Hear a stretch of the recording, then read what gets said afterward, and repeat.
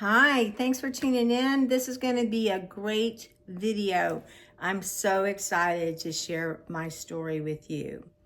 I'm going to be talking about two examples of my mother communicating with me, what I believe was her communicating with me after her death, as well as an experience with a medium who seemed to be able to reach her and communicate a message to me. Hi, I'm Nancy Lee. I am a nurse practitioner certified in hospice and palliative care. I have been working with patients at or near end of life for 25 years, the last 25 years of my career. It's been a beautiful journey. I consider it sacred work. But today I want to talk about some of my own experiences following the death of my mother. So, my mother died 34 years ago, and her death is actually what brought me to work with the dying, because I was a young nurse at the time, and I saw what it was like to be on the opposite side of the bed, and it was devastating. And when she died 34 years ago, there wasn't a lot of attention to keeping people comfortable when they died. And I thought, people should not go through this. I should do this work. So that's why I went into the work. But back to my story. So my mother died on a Thursday, actually the Thursday before Easter. And so I don't know if you know this, but you can't bury people on Easter week, so we had to wait to the following Monday to have her service. Her mother had come down, so my grandmother, her mother, who was 90 years old, my mother died shortly after she turned 64 of pancreatic cancer, and my grandmother was here. I was totally emotionally devastated by the loss of my mother. I was very close to my mother. We talked every day. We had a pretty dysfunctional relationship, but we communicated a lot and we loved each other dearly. I had a 2.5 and a 1-year-old at the time when she died, but it was Sunday morning of the viewing. Actually, we were going to have her service that Sunday morning, and then she would be buried the following day, because it was Saturday, because Easter, you can't have services on Easter. So it was the Saturday, it was Holy Saturday, the Saturday before Easter. And my grandmother called me and woke me at around 7 in the morning. I am not a morning person.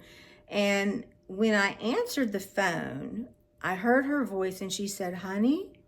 And when she said that, I thought, oh, it's my mother. And then I realized, oh no, it's my grandmother. I'm like, "Hi, Granny." Again, I was emotionally a wreck.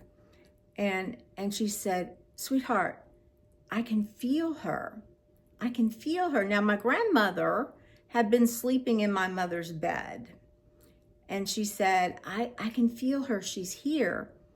And I said, "That's great, Granny. I'm so glad. I've got to get ready. I will see you at the funeral home." And I hung up because I could not feel her. I couldn't feel her anywhere. And I had considered myself a very spiritual person, like really connected to God, and I could not feel her. And I really thought that when she died, I would have some sense of where she went, if she was okay. And I had no sense of it, and it made my grief even worse. I was at home alone. My husband was out with the kids somewhere. I don't even know where they were at the time, but I do know I was home alone. I was crying and, just trying to pull myself together. So I went to my kitchen to make a cup of coffee, and there was no music or TV on in the house. I poured my cup of coffee, and as I was walking back to my bedroom, I was humming. Now, I don't hum. I don't sing, I don't hum. But I was humming. And so I had my coffee.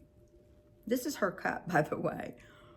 I had my coffee and I thought, what am I humming? And I stopped and I went, and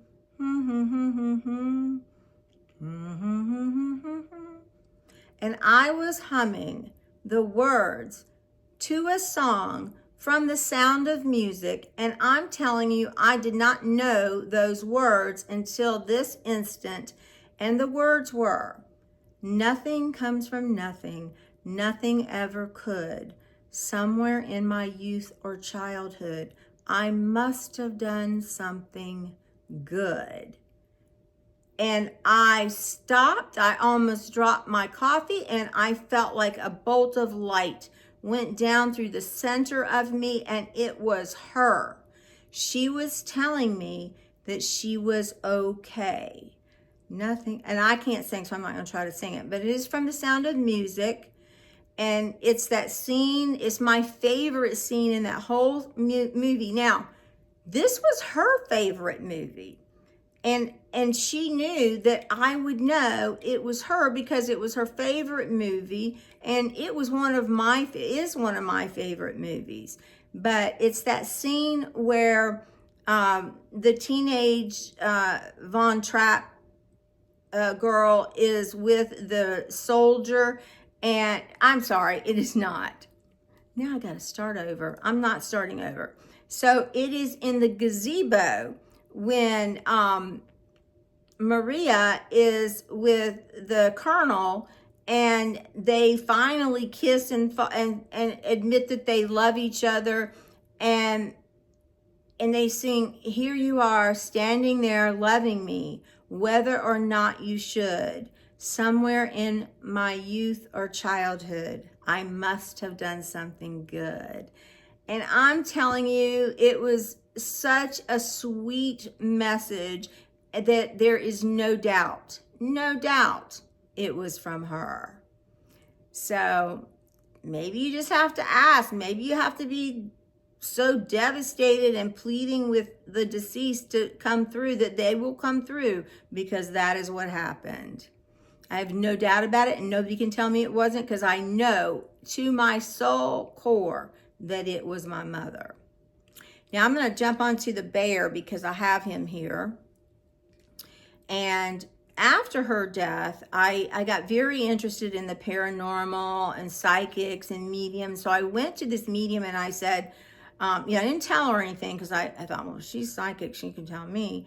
And then I found myself having to tell her some stuff because I think you have to do that a little bit. But anyway, so I say to her, I'm here because my mom passed a couple of weeks ago, and I just want to know where she is. Is she okay?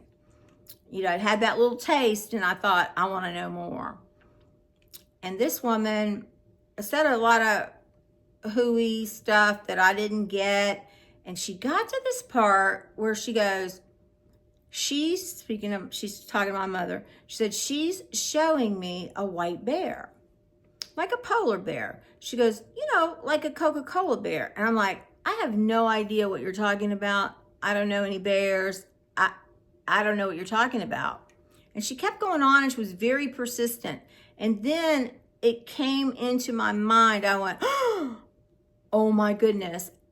At the time of my mother's death, I was involved in a support group with women, and we did something called psychomotor therapy. And that is where you talk about something that's bothering you, and you act it out.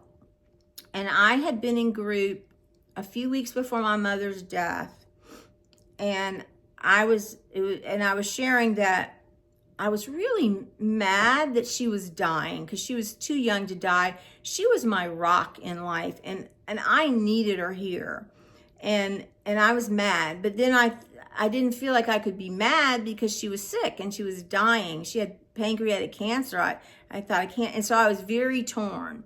So the therapist said, well, I want you to pick an object or a doll in the room, and I want you to tell that doll or that, let it represent your mom, how you feel about her dying. And I said, I can't do it. And she said, I'll tell you what, pick a doll or an object or a stuffed animal and put all the good parts of your mom into that stuffed animal, and then choose another one that you can get mad at.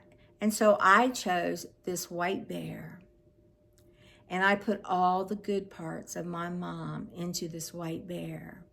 So here I am talking to this medium, and it hits me again like a lightning bolt that, oh my God, she's talking about the bear from Group.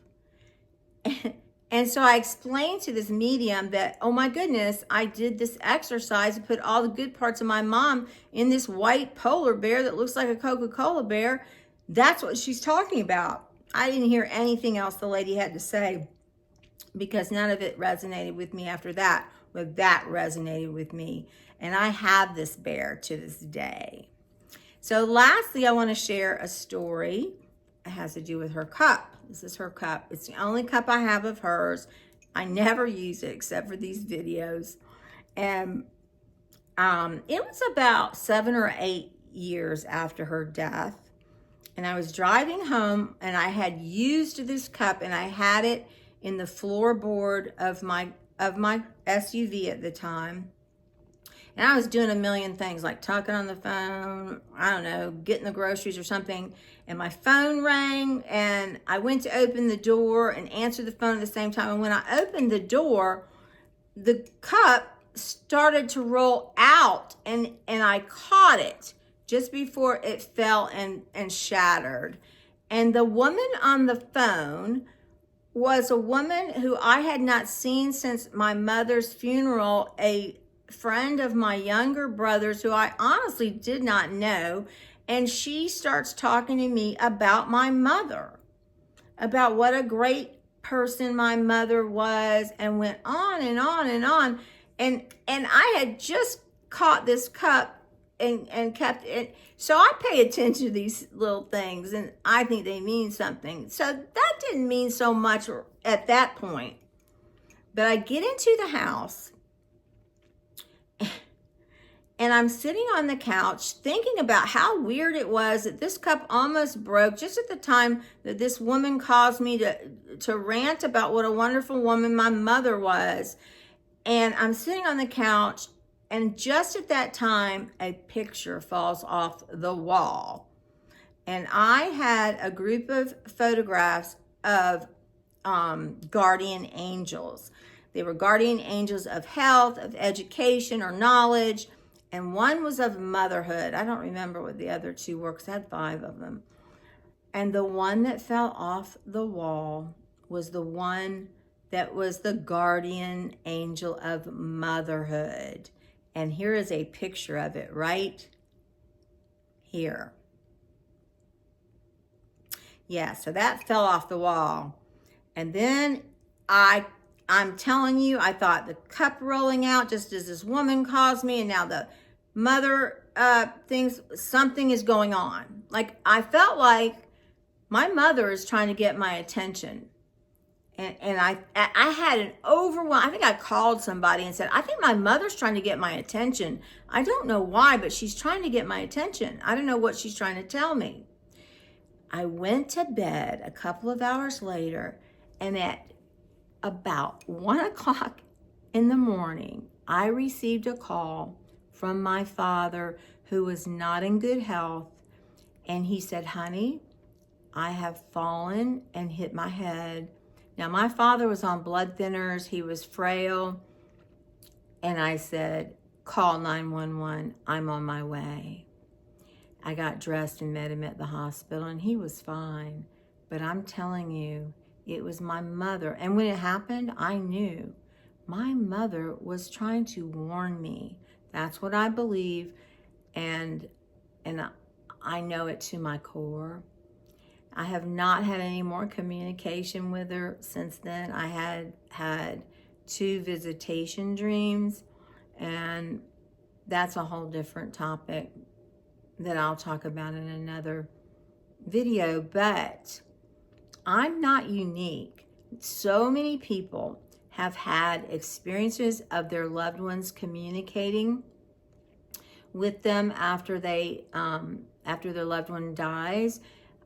again, I've worked with thousands of people and their families who have died, and I have a number of stories, and I did make a video about that, and that video is right here.